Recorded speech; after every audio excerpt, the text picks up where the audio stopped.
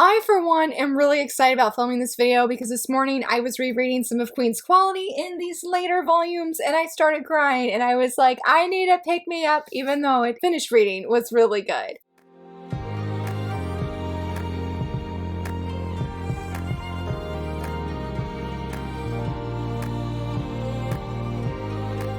Hello friends! Happy Wednesday! So very excited that you're here. So excited for another Top 5 Wednesday. Though it's pretty shocking to know that it's the last Wednesday of October. Like, where was the time this month? I just felt like it just vanished. But we're gonna have a lot of fun today and really excited for this prompt. Shout out to Ellie who had recommended this prompt. Goodness, I don't remember when she did, but I've had it saved and then I mentioned it to Patreon and channel members and they were like, let's do it. So shout out to everybody. Thank you so much, Ellie, for the idea of this prompt of characters who steal the spotlight. Oh my gosh, yes, I am ready and we're just gonna go ahead and jump right in. These of course are gonna be in no certain order, but I am excited for number one. I am saying Suna from My Love Story. I love Suna's character. Takeo, Yamato, both wonderful leads and I really love them, but honestly, Suna stole the spotlight for sure when it comes to this manga. I even mentioned him in like my top 10 best boys. I think last year during the 25 days of shoujo manga, and it's held true. It's held true even a year later. I really love him. Even in the review that I did of My Love Story, I gushed so much about his character. I don't know what it is. I just love him. I just love him, and I really feel like anytime he was on page, and even when I was like writing reviews on Goodreads as I was reading each volume, Suna was the one I would always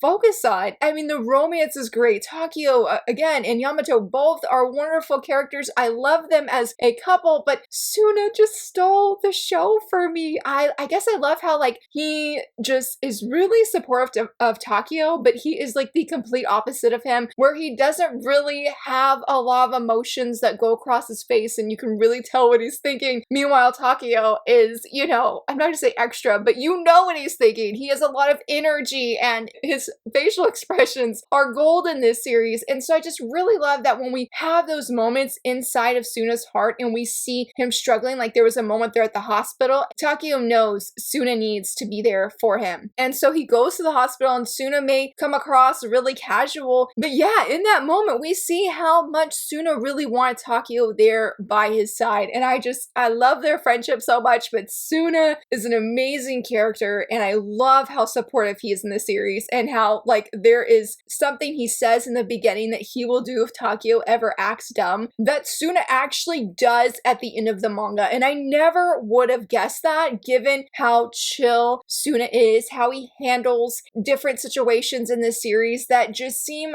almost like at odds, but he's so wise. He is such an amazing friend and easily continues to be one of my best boys. For number two, talking about best boys, I am going to say Alice from In the Country of Hearts series, which I do have on hand, this series right here. Now, I sort of debated, could I actually say Elliot for a like side character who stole the show? And I'm going to say yes, because he does have a side character role. He's not one of the potential love interests of like, I mean, yes, he is technically, but I feel like when we think as a whole of who really got time and spotlight, say like Ace, Peter White, Blood, Boris, yeah, that's Blood right there, and then Boris, who is the cat, and then Julius, the clockmaker, all of them, like, they are like the love interests I really feel like when it comes to the series that we think about that Alice could potentially get with. But the one that I always, from the very first time I met him, I was like, Alice needs to be with you, and that is Elliot. This is actually one of my favorite spinoffs, one of my favorite reads this year. I have read it 3 or 4 times, I at least know for certain 3 times since I have read it for the first time this year, and I love it so much. I love how he is basically this mafia guy, works for Blood, could do bad things, but he has a heart of gold when it comes to Alice, and he's so soft and so sweet with her, and I'm like, my heart is a done deal of like, this is my favorite kind of, one of my favorite male tropes, and I just love everything about him. And so I knew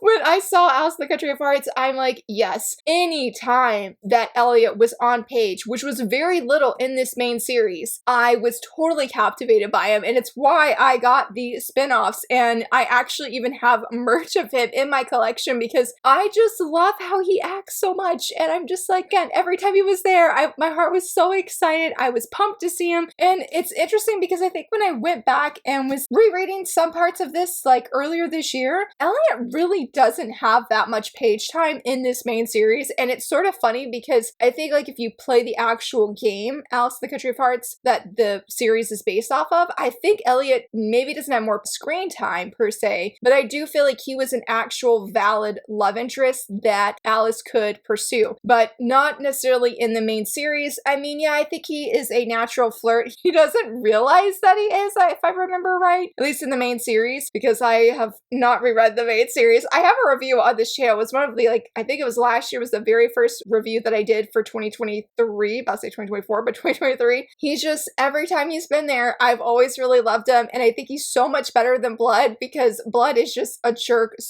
more often than not, and so I really feel like that helped put Elliot in a better light because I'm like, he's just so kind and so nice, and he may have those dark tendencies, which we definitely see in this spinoff, but I felt it was just so well done. And like, you know, you really capture all of Elliot's character. He's like a bad boy, but really sweet, has his little bunny ears that he's totally in denial of and loves carrots. And I just love everything about him, honestly. It's one of the few characters that I'm like, okay, yes, you might have some red flag tendencies, but I still deeply love you. And I so wanted him to be endgame in the main series. And I'm thankful we have the spinoffs because I don't have every spinoff, but I have read every spinoff with him. And I only have my two favorites that I love. But this one, yes, Elliot is amazing. And he stole the spotlight for me. For number 3, I am so excited to talk about this one. And that is Genji from Kakuryou, Bed and Breakfast for Spirits. Now, I was actually rereading a little bit of this morning because it's been a while since I read it. When I read it earlier this year for the obviously 25 Days of Shoujo Manga, but no, wrong event. But my read and review shoujo spree where you guys vote on manga that you would like to see me read and review on my channel, and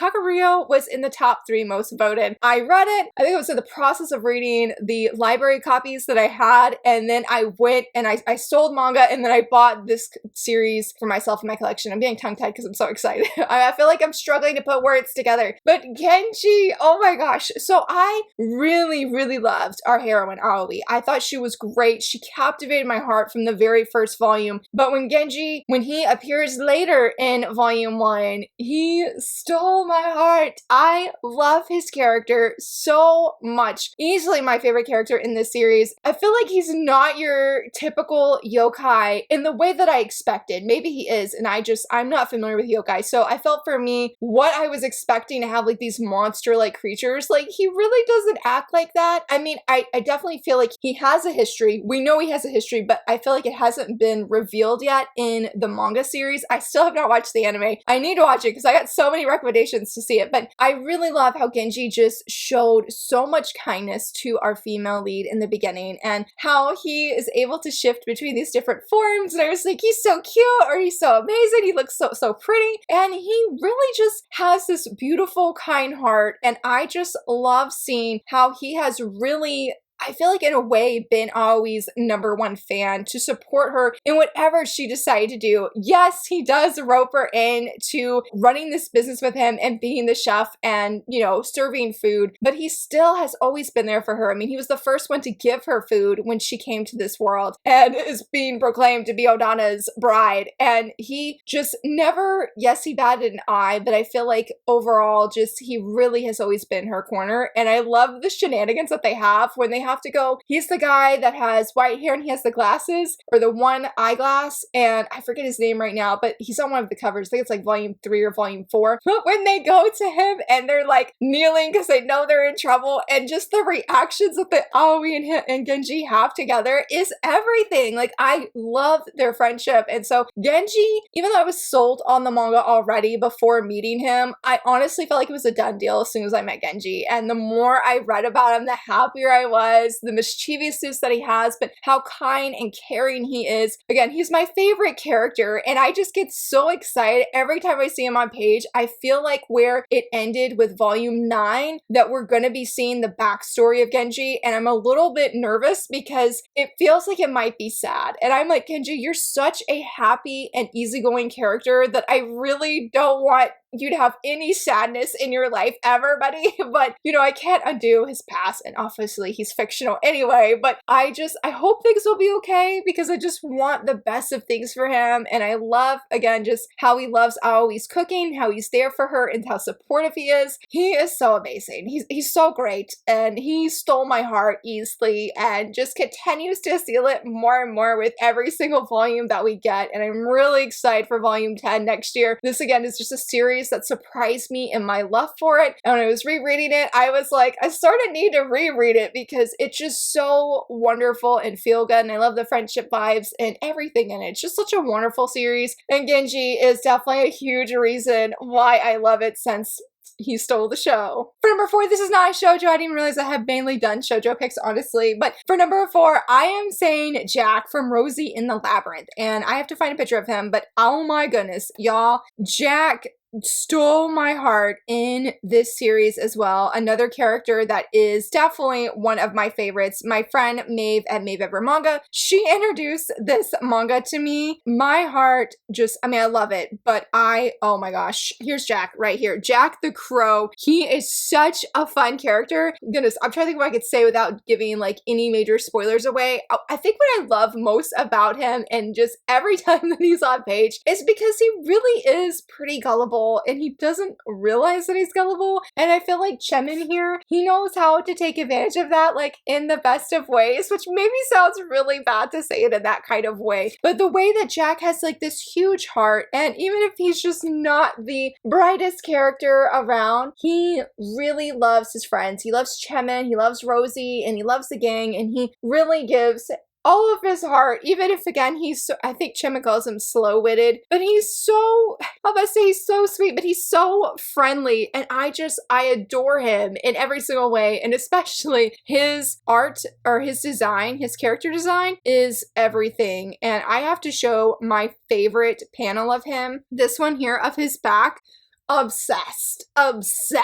So I was thrilled that Jack wasn't just in this first volume, but that he makes an appearance in every volume. I think maybe not quite so much as volume 2, if I'm remembering right. I feel like he had a larger role in volume 3 than volume 2, but he definitely had a great role in this one. And I really love how he sort of gets duped by a character. And I think that's, again, just how gullible he is, but it's part of his charm, in my opinion. So I knew that for characters that just stole the show for me, as much as I love Rosie, as much as I love all 3 of these characters, honestly, all 4 I should say, as much as I loved all of them, I really felt like Jack was just the spotlight every single time for me because of how I would smile every time he was on page, and I always looked forward to his shenanigans, for his antics, and seeing what he would do. And there's like a really brief scene where he's like, oh, I'm the chump in this situation, and he looks so downcast, and I'm like, no, Jack, please be happy, buddy, be happy, because he's just such a fun and very lovable character. And I'm so excited that I was able to feature him, because I wish he was on the cover, but he's just so great and amazing, and I will just never tire of squealing and being an excited fangirl for his character, because he's just so amazing. And if he had like his own story, I'll be all over it. I would be reading it. And I definitely know I gushed about him in a review that I have, because originally this one, when I still write for Beneath the Tangles, but I was doing like video reviews, and I think it was like you could vote for what manga, I think it was like manga genre, and then demo and something else, and fantasy won for this 1 month that we did it. I did a first impression on Beneath the Tangles, and then I was like, well, I loved it so much, I want to get the rest. And obviously Jack played a huge role in that, and just really excited I was able to feature him for this prompt. For number 5, this is another non-shoujo series, but oh my gosh, he was the first one that came to mind. Ichikawa from Kaiji number 8. I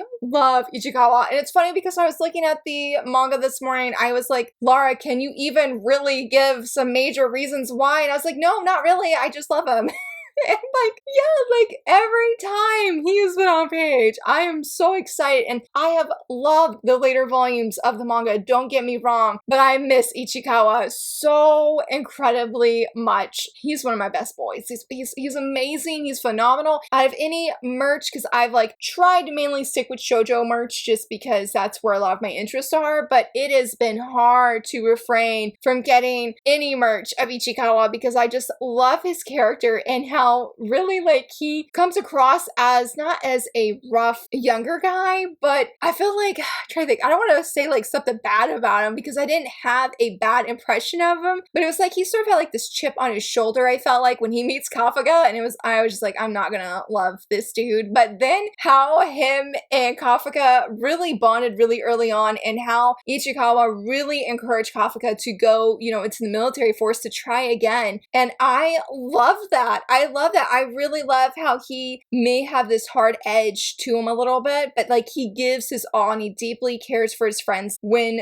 I don't remember what volume it was, but when I feel like I call it the having your own mental breakdown kind of thing within your brain because of how the kaiju that he was fighting was like impacting him. That volume, it wrecked me because I'm like, Ichikawa, you must always be smiling, buddy. I need you to always have the greatest things, you know, have the winds in your sail, so to speak, because I just love his character. And just every time he's on page, I'm always getting excited, unless, you know, it was like that one kaiju battle, which I love the battle itself and everything he did, but the way just it hurts my heart so much when I see these characters who give their all and they're hard and strong working and, you know, they do everything they can. And then you see into their like mind of how they treat themselves or what they think about themselves. And I'm just like, you cannot do this to my heart ever. And so that definitely boosted up the spotlight here for Ichikawa in my heart. And just when I think of the series of which character like comes straight to mind, because it's always Ichikawa and I always think of this cover. So I really love him and I feel like I love Kafka. He's a fantastic hero and I would never him not want to, wait, hold on, I think if I say this, I would always want him to be the hero. Ichikawa though, I